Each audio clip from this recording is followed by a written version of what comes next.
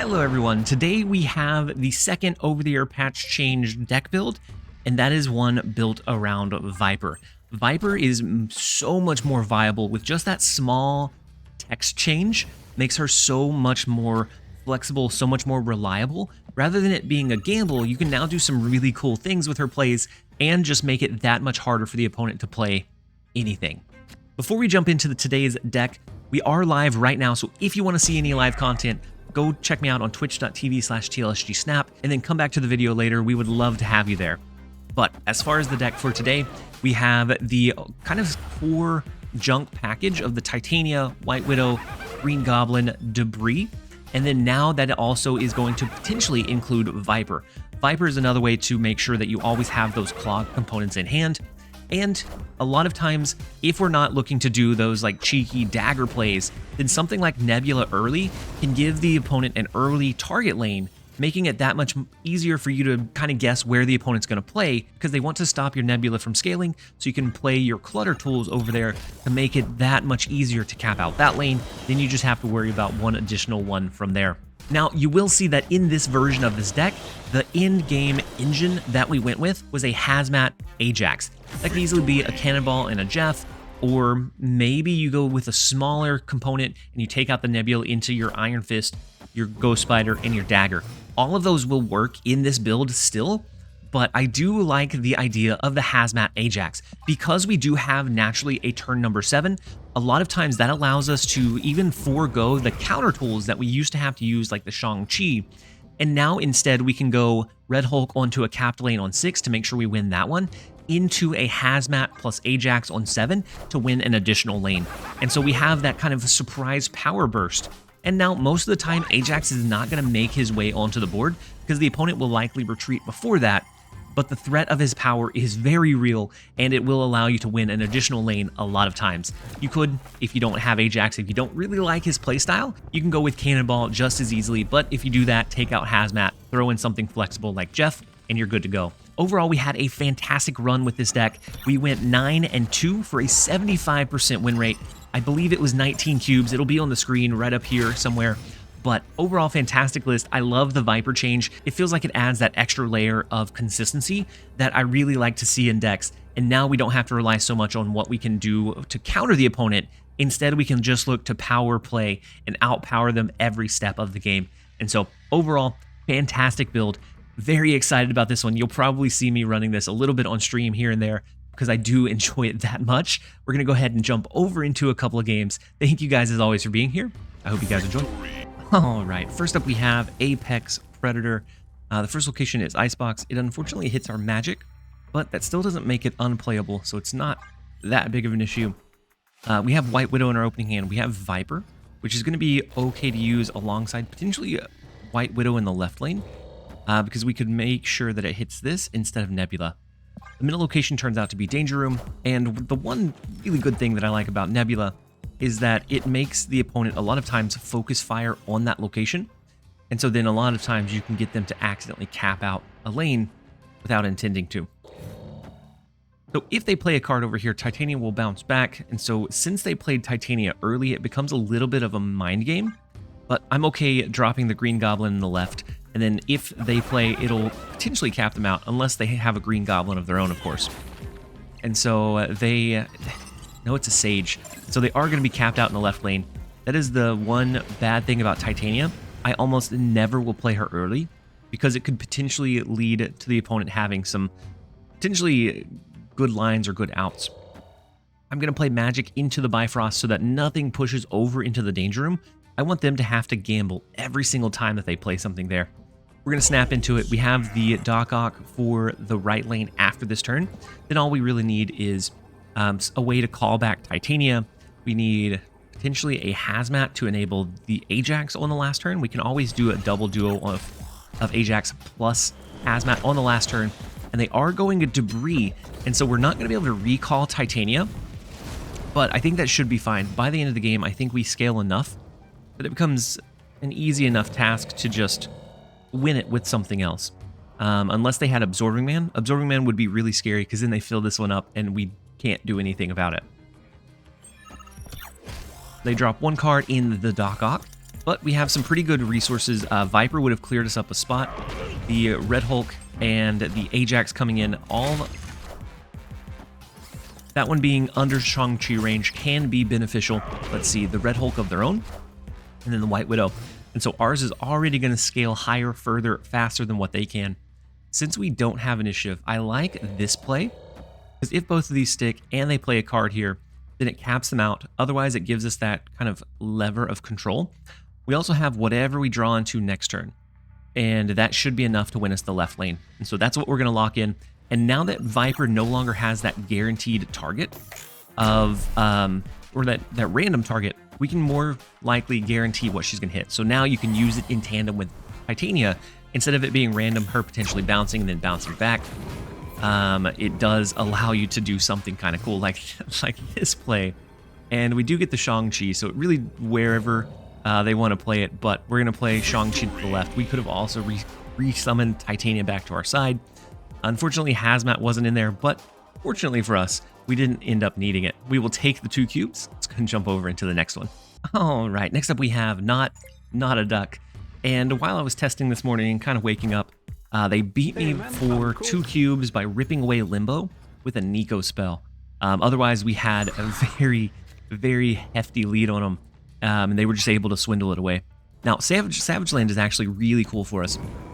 It does look like they switched off of the deck that they were using and into more of like a bounce style. So maybe the Savage Land isn't as much of a home run as I initially thought it would be. I'm going to play Viper into mid. There is a chance that they just cap it out with like the Kitty Pryde. Yeah, unfortunately, they knew that we were running junk, even though we haven't played anything yet. They knew we were running junk, and so they knew to kind of watch out for that clog factor. So we do get Doc Ock.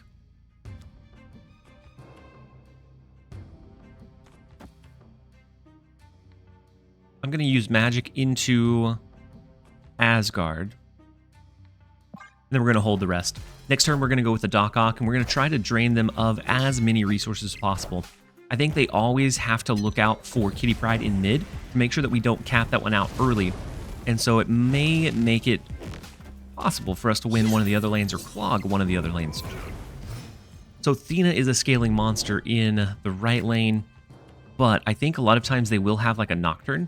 So I'm going to Doc Ock into the Athena lane. I want to see if we can maybe protect Limbo to make sure that it goes that full extent of the game. And then maybe we look at doing like a Debris Titania, something similar. And they do go Kitty Pryde in mid and then Green Goblin in the right lane. Interesting. And that pulls over into the left lane, which is unfortunate because that puts us very close to being capped out over there. We're going to pull the rest of their hand here. And so Hawk, okay, is a decent sized one.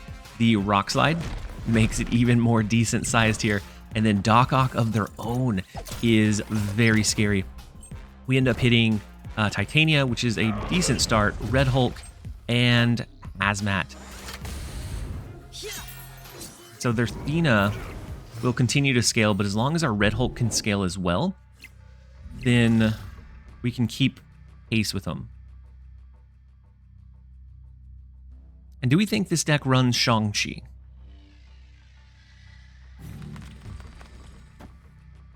This is my gut play. We're going to skip here. So the Nocturne does come down. It was there as that way to protect that right lane.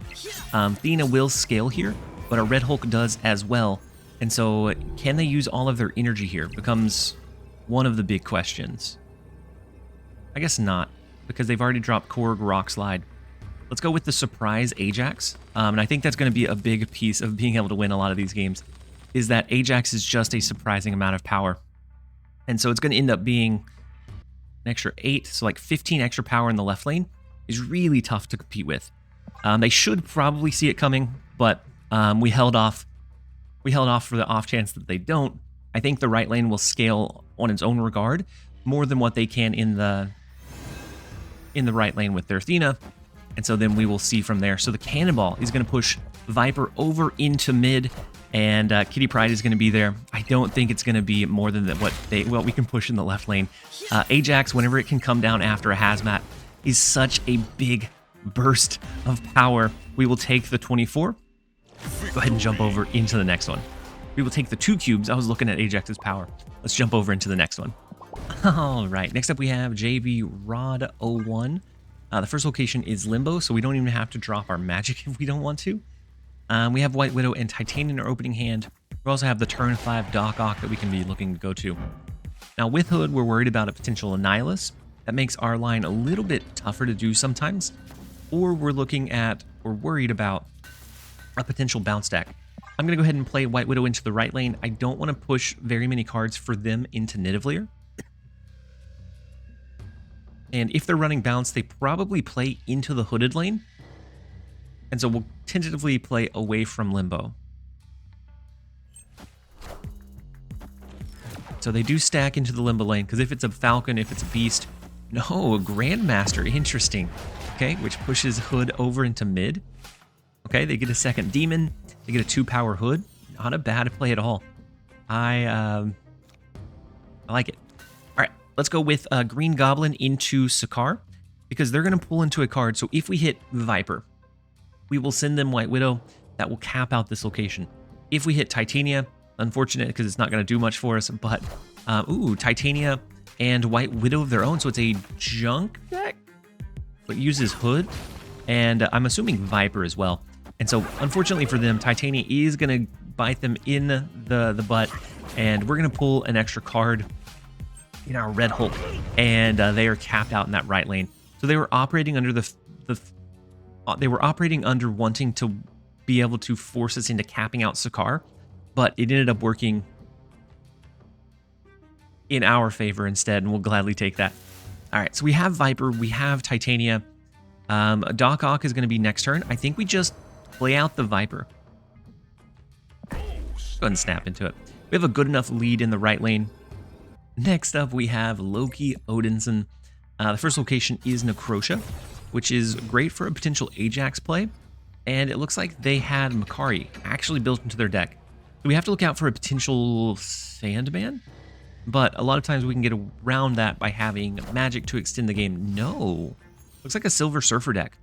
And if you guys didn't know, junk decks are typically really good against Silver Surfer decks unless they're running one that runs Killmonger. Otherwise, we're in a really good spot. We also have the Ajax Hazmat play to negatively impact their lane, and they're going to be full into the Ajax, which is going to be like 20-something power, which gets crazy really fast with this kind of 2-piece power play. And so Forge Gladiator comes down in the left lane into Magic, which is a little magical because we needed that card. It's just not ever one that you want to use your 3 energy to play out, but it's a necessary evil. And so they just did us a favor. We don't even need the body on the board.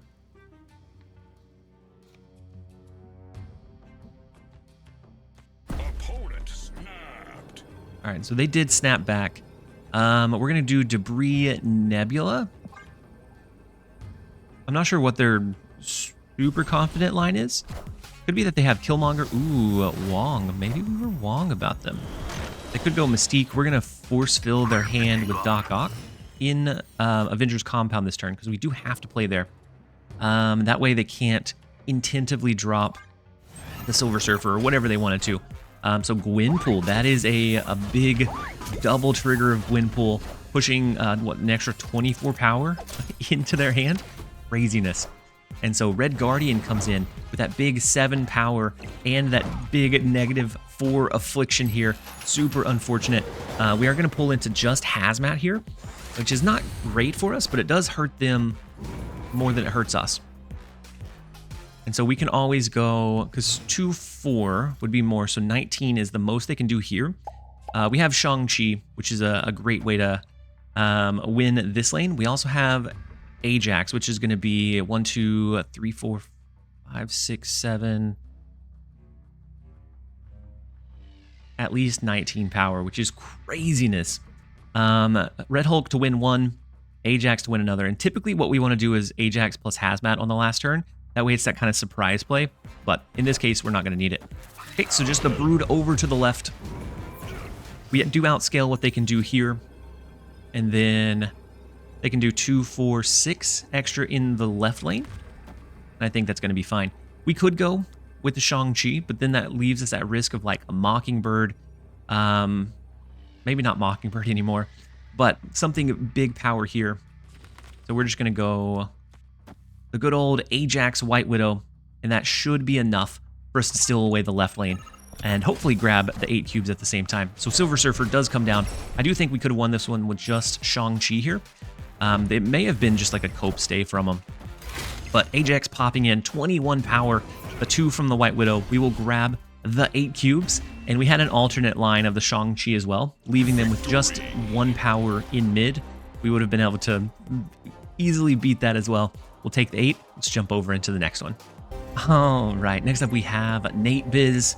And if you watched my last video, you know that they swindled, I think it was 4 cubes off of us. We got 2 back, and so we were out for 2 more here.